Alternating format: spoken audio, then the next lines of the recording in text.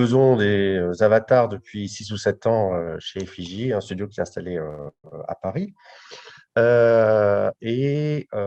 Peut-être pour commencer, ce serait bien de définir ce qu'on entend par avatar, parce que c'est un mot qui transporte pas mal de réalités différentes. À l'origine, le mot avatar vient du sanskrit, de la langue hindoue, et qui veut dire, d'après la définition du dictionnaire, descente sur terre d'une divinité. Donc, par extension, on peut considérer qu'un avatar, c'est une représentation d'un dieu, ou par extension encore plus, c'est une représentation virtuelle d'une personne.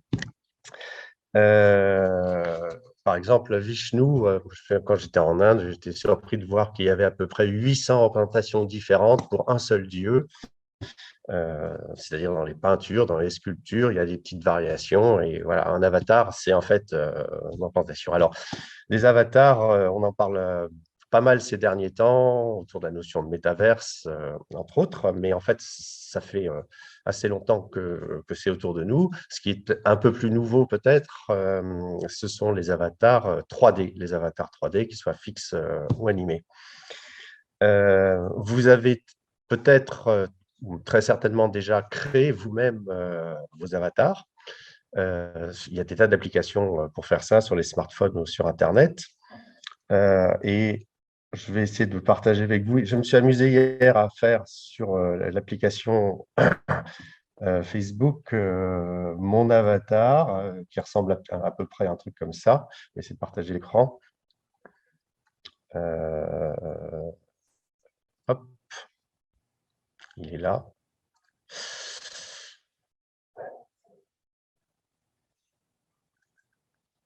OK.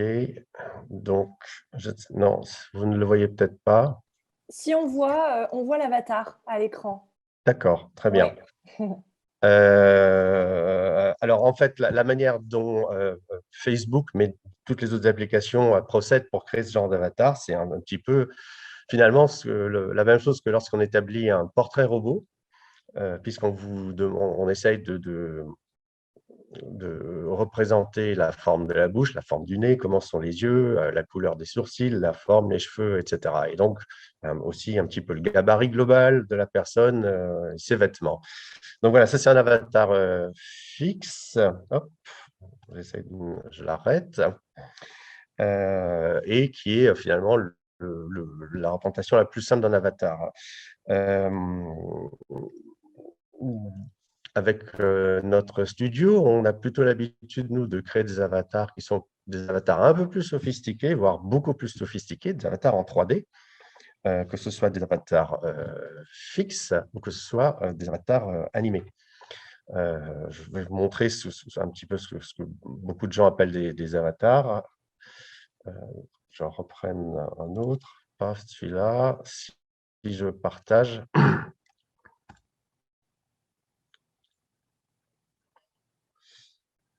Voilà, normalement, vous avez à l'écran un avatar, un modèle 3D qu'on a pu faire d'un mannequin connu qui s'appelle Mika, pour le compte d'une fameuse marque espagnole de vêtements. C'était il y a 2 semaines. Voilà, un avatar, c'est un petit peu un objet comme ça en 3D. Vous en avez tous déjà vu et manipulé. Et en fait, c'est constitué globalement d'un volume. Là, on voit un petit peu le volume de l'avatar. Par-dessus le volume de l'avatar, on va mettre des couleurs de base comme ça, mais aussi d'autres éléments. Là, c'est une normal map et des choses comme ça, qui fait qu'à l'arrivée, on a un modèle un petit peu plus construit, un petit peu plus agréable à regarder. Des avatars, on en fait pas mal dans l'univers de la mode. On parlera peut-être des applications un petit peu plus tard dans la présentation, mais c'est vrai que le secteur de la mode est assez demandeur d'avatars. D'abord, à cause des mannequins qui attirent un petit peu le public, et puis aussi, évidemment, d'abord et avant tout, pour montrer les vêtements, et peut-être qu'on pourra en parler un petit peu plus tard. Les vêtements, parfois, c'est un petit peu compliqué à scanner. mais on finit toujours par se débrouiller. Et puis, vous verrez, je crois qu'il y a une autre conférence qui est dédiée à ça, que pour faire des vêtements vraiment bien sur un modèle 3D, en fait, on fait ça avec des logiciels qui s'appellent Marvelous ou qui s'appellent Clo, et peut-être d'autres. Voilà. Alors, donc, je vous disais que pour créer un avatar, on va produire d'abord un volume, un mesh, un peu comme une sculpture, mettre par-dessus euh, des couleurs et d'autres systèmes. Et puis aussi, dans pas mal de cas, on va vouloir animer un avatar, par exemple, en particulier pour faire du défilé virtuel. L'animation de l'avatar, c'est une petite complication supplémentaire à faire en 3D. Au départ, nous, on démarre avec un scan 3D d'une personne. Les scans 3D, on peut les opérer avec des scanners laser à main, mais ce qui est plus pratique pour faire des scans de personnages vivants, c'est des systèmes, des rigs photogrammétriques avec un grand nombre d'appareils photo qui sont déclenchés tous simultanément. Et c'est ce qui permet d'avoir le meilleur résultat, parce que même si les gens bougent, tout sera photographié au même moment, un coup de flash, et donc vous avez un résultat qui est nickel, avec un système photogrammétrique. Alors, il n'est peut-être pas à l'endroit, notre ami Mbappé. Là, c'était un studio photogrammétrique installé au Camp des Loges, le système là où le PSG s'entraîne. Là, vous avez le même personnage que vous avez vu juste avant, finalement sur le lieu où elle a été shootée, dans le Marais, un studio photo. Donc, oui, je vous disais, les avatars, enfin, les êtres humains, pour les scanner, le mieux, c'est un rig photogrammétrique dans ce genre-là. On les installe un petit peu. Le mieux, c'est de le faire en studio, en l'occurrence chez nous ou dans d'autres sociétés qui le font, mais on peut aussi déplacer ces studios photogrammétriques. Quand on veut préparer un avatar qui est destiné à être animé, contrairement à celui-là, sur ce modèle-là, vous voyez deux différences. D'une part, elle a une position avec les bras en forme de A, qui est quelque chose, un geste technique qui va nous servir un petit peu comme le modèle de Léonard de Vinci, qui va nous servir à pouvoir créer, on verra plus tard, un squelette virtuel. Et la deuxième chose, c'est quand on peut, on scanne les personnages en petite tenue, avec des vêtements moulants ou nus parfois. C'est ce qui permet d'avoir au plus juste le gabarit de leur corps pour pouvoir leur mettre par la suite des vêtements numériques par-dessus. Donc ça, c'était un petit mot sur comment on fait un scan. Et alors, le scan, en soi, ça va très, très vite. Est-ce que j'ai un exemple? J'ai un exemple vidéo, mais je ne sais pas où il est. Bon, on va oublier ça alors. Une fois qu'on a scanné la personne, on reconstruit ce qu'on appelle le mesh, le volume, avec des logiciels adaptés, des logiciels de photogrammétrie. Bon, voilà. Donc, alors, à la sortie d'un scan, on obtient un volume qui est un petit peu brut, comme ça. Donc, on a des volumes très précis, mais qui sont aussi relativement imparfaits. Vous voyez sous les bras, vous voyez sur le nez, il a un trou, etc. Et donc, ce modèle-là, avant de lui appliquer des couleurs et des textures, on va faire ce qu'on appelle du cleaning, c'est-à-dire comme en retouche photo, on va faire de la retouche en sculpte numérique sur le personnage pour que le volume soit impeccable. Une fois qu'on a un volume propre, on va procéder à une étape technique qui s'appelle la retopologie. Bon, je ne vais pas vous en parler plus que ça parce que c'est un petit peu barbare. Et grâce à la retopologie, après, on va pouvoir poser des couleurs, les modifier assez facilement et aussi créer un ensemble de textures qui vont augmenter la sensation de relief, qui vont donner des endroits où il y a des transparences, qui vont permettre d'avoir aussi des transparences peut-être sur la peau, de dire qu'il y a des parties métalliques, dont la lumière va rebondir de manière différente sur les parties métalliques ou sur les parties, donc on va dire mates. Tout ça, c'est du travail, quand on crée des avatars, c'est du travail un peu technique, un peu avancé, mais qui procède au fait de faire un personnage réaliste ou hyper réaliste. Pour repartager un écran, hop, si je fais ça, vous avez peut-être un personnage à C'est bon. l'écran Oui, on le voit bien. et on va dire comme s'il était en terre glaise et le même personnage avec des maps couleurs, ça donne ça. Donc voilà, en deux mots, comment on crée un petit peu un personnage, un avatar. Pour l'instant, c'est un avatar fixe. Voilà. L'autre, si on veut, comment dire, aller un petit peu plus loin, pour animer le personnage, on va aussi lui créer un squelette virtuel. Pour animer un personnage, je vous disais, oui, on va créer en fait un squelette virtuel à la fois pour son corps et un système de muscles virtuels qui fait que, par exemple, quand vous pliez le bras, ben, le biceps va gonfler. Et on fait pareil pour une animation faciale. On va créer plein de choses sur le visage pour que ça puisse bouger. Je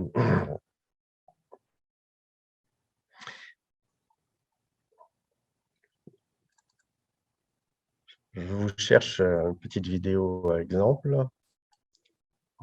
OK.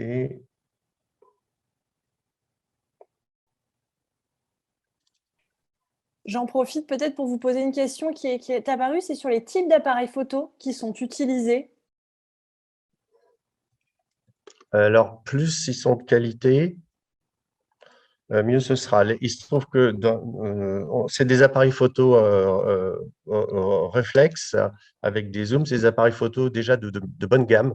Haut de gamme, c'est encore mieux, mais plus il y a de pixels, plus l'image est qualitative, plus la lumière est neutre et il n'y a aucune ombre nulle part, et plus vous avez d'appareils photo, plus vous allez avoir un résultat qualitatif. En gros, en dessous de 50 appareils, c'est pas professionnel comme travail, quoi. Voilà, il y a des studios qui ont jusqu'à 100 ou parfois légèrement un peu plus que 100 appareils photo qui sont déclenchés simultanément pour scanner la personne. Ah oui, je pense que Oui, ça répond à la question. c'est assez important comme dispositif. Enfin, on n'est pas là pour faire un exposé trop technique, mais juste pour dire que finalement, pour animer un personnage, on commence par faire la même chose, par imiter la nature, comme très souvent la science le fait, et on va créer un système de squelette virtuel à l'intérieur du corps. Là, vous voyez, il y a finalement, c'est un squelette qui est très très proche du squelette humain. On voit les omoplates, on voit les squelettes des os. Il y a juste cette ligne qui relie l'omoplate au sternum, qui, à ma connaissance, n'est pas tout à fait la même que sur un être humain, mais en fait, on va faire la même chose de manière virtuelle, avec évidemment des logiciels adaptés pour ça. Et donc, on va reproduire de manière virtuelle la possibilité aussi d'avoir des articulations et de bloquer certains mouvements. Sur un robot, par exemple, on peut imaginer que la jambe va bouger vers l'arrière, mais aussi vers l'avant. Il se trouve que sur un être humain, votre jambe, votre tibia, vous pouvez l'incliner que vers l'arrière. Donc, tout ça, ce sont des contraintes qu'on va implémenter dans le modèle. Ça s'appelle un rig, ça. Je vais arrêter parce que je pense que vous avez compris le principe. Et il y a un deuxième truc qu'on fait après, qui est on va mettre un système de skinning qui est encore plus sophistiqué. Donc, les infographistes là, vont placer des systèmes de muscles. Alors, là, ça représente un petit peu les zones d'influence de chaque système, à la fois pour le corps, et là, on le montre aussi pour le visage. Et en gros, vous savez que sur le visage, vous avez, je crois, 80 petits muscles différents qui peuvent animer votre visage. Là, on fait pareil. Donc, tout ça se fait avec. Ça demande pas mal de savoir-faire et ça demande des logiciels un petit peu spécialisés. Et avec ça, une fois que vous avez travaillé tout ça, vous avez un personnage qui est prêt à animer. C'est-à-dire qu'il n'est pas encore animé, mais vous allez pouvoir insuffler des mouvements sur le personnage ou sur la tête. Voilà, donc après, pour animer un personnage, on va utiliser des techniques, soit on peut l'animer à la main, mais c'est extrêmement long, et si on va aller plus vite, on va utiliser des techniques de capture de mouvement, motion capture. en plaçant un costume avec plein de petits capteurs, une cinquantaine de capteurs et des caméras autour qui enregistrent le mouvement du comédien ou du personnage ou du modèle. Et il y a aussi des systèmes pour faire de la capture faciale de mouvement. Et donc, une fois qu'on a capté toutes ces données, donc vous voyez, en l'occurrence, c'est Maître Gims. Là, c'est quatre capteurs qui voient la lumière infrarouge des caméras et il est équipé aussi d'un casque avec des caméras pour la capture faciale.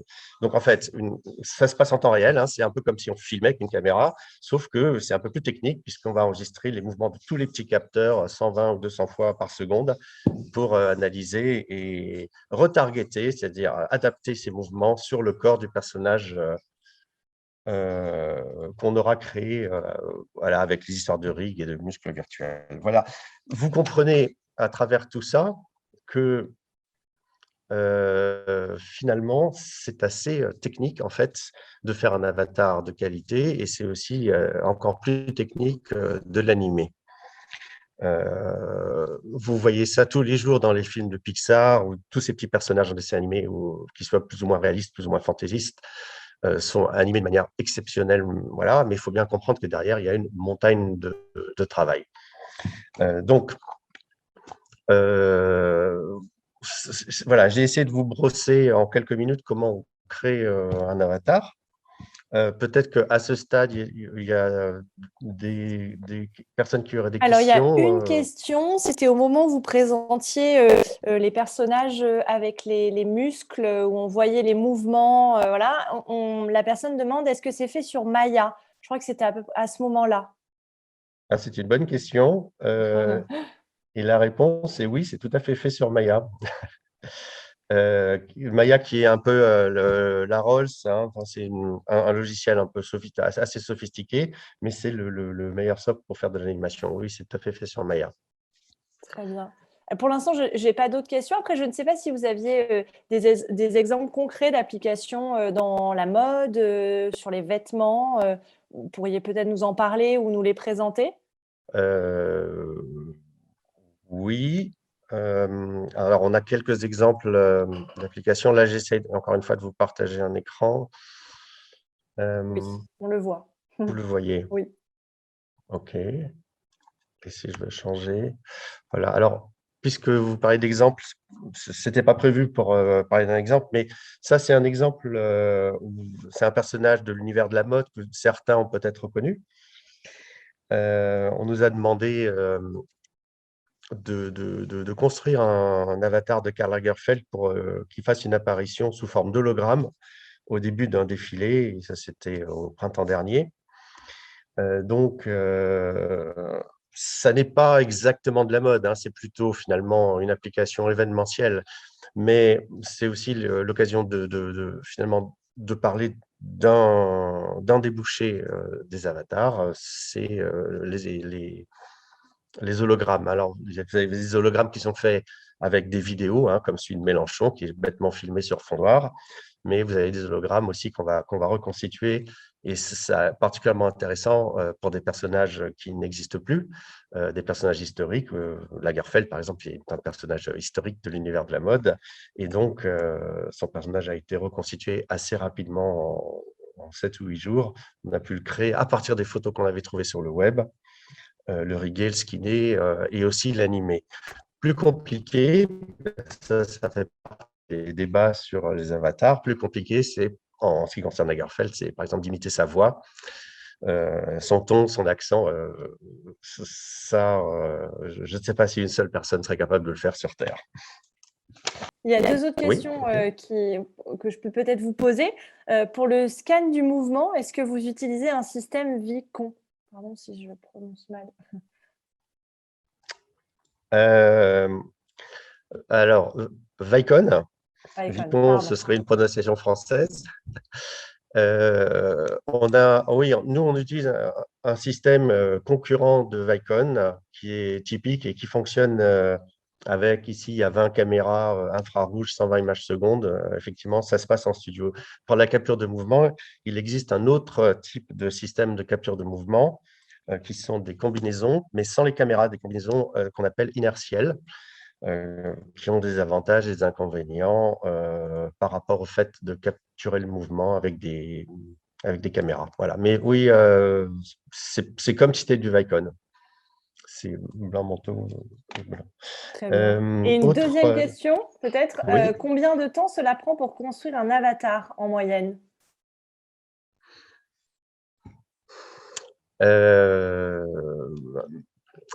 Tout va dépendre du niveau de réalisme qu'on cherche à atteindre. Vous allez au cinéma, vous voyez un avatar de Will Smith Will Smith jeune qui discute avec Will Smith vieux. Donc, en fait, ce sont des avatars. Il y en a un des deux qui est un avatar. Il est très vraisemblable qu'ils aient mis 2 mois pour créer un avatar et tout régler pour qu'il marche de manière absolument parfaite. Plus concrètement, quand on travaille pour des clients, alors un avatar fixe, ça va se faire en 2 ou 3 jours. Un avatar animable, il faut rajouter 2 ou 3 jours de plus.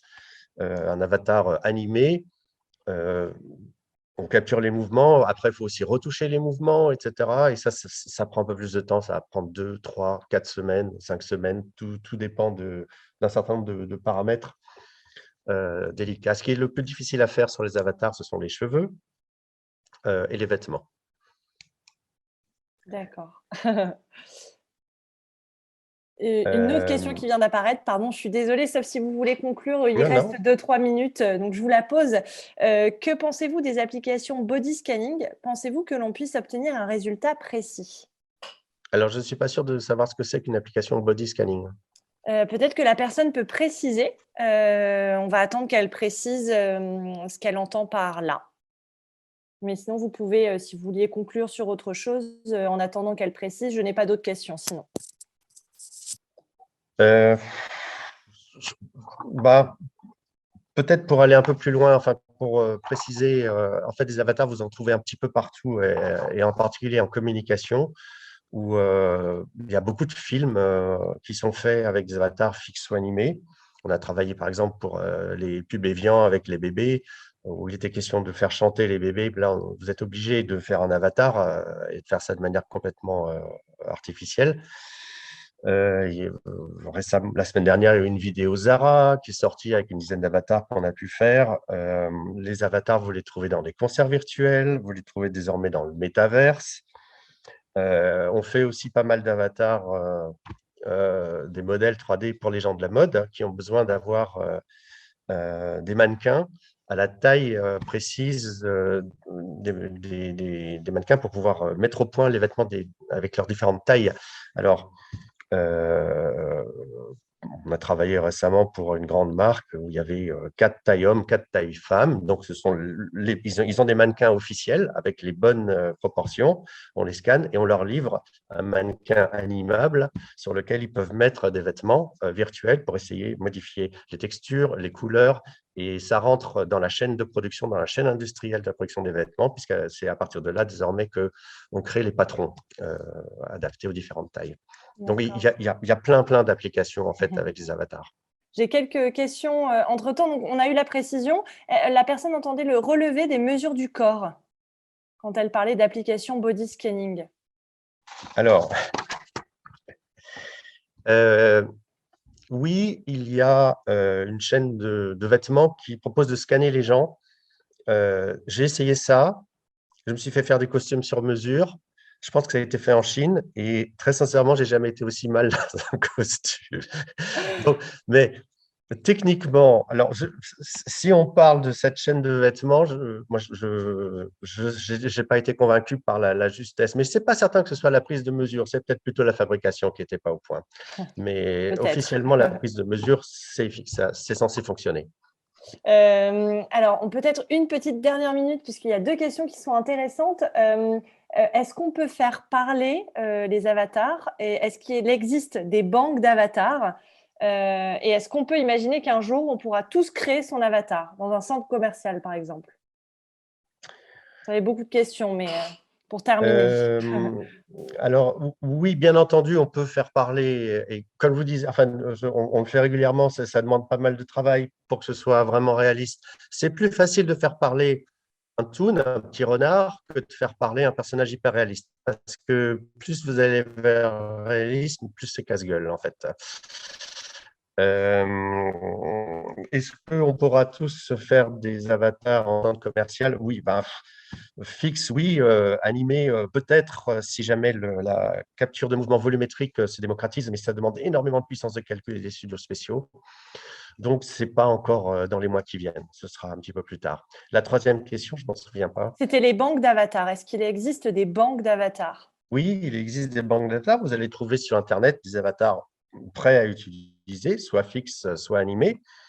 Et il existe aussi des banques de mouvements, d'ailleurs. Vous pouvez, je ne sais pas si vous voulez faire de la gymnastique ou du football américain avec votre avatar, vous pouvez, si vous connaissez un petit peu en 3D, acheter un petit peu de mouvement, acheter un avatar et hop, mettre les mouvements sur l'avatar. Voilà. D'accord, On très peut faire bien. plein de trucs en 3D, c'est Effectivement. juste un peu chronophage.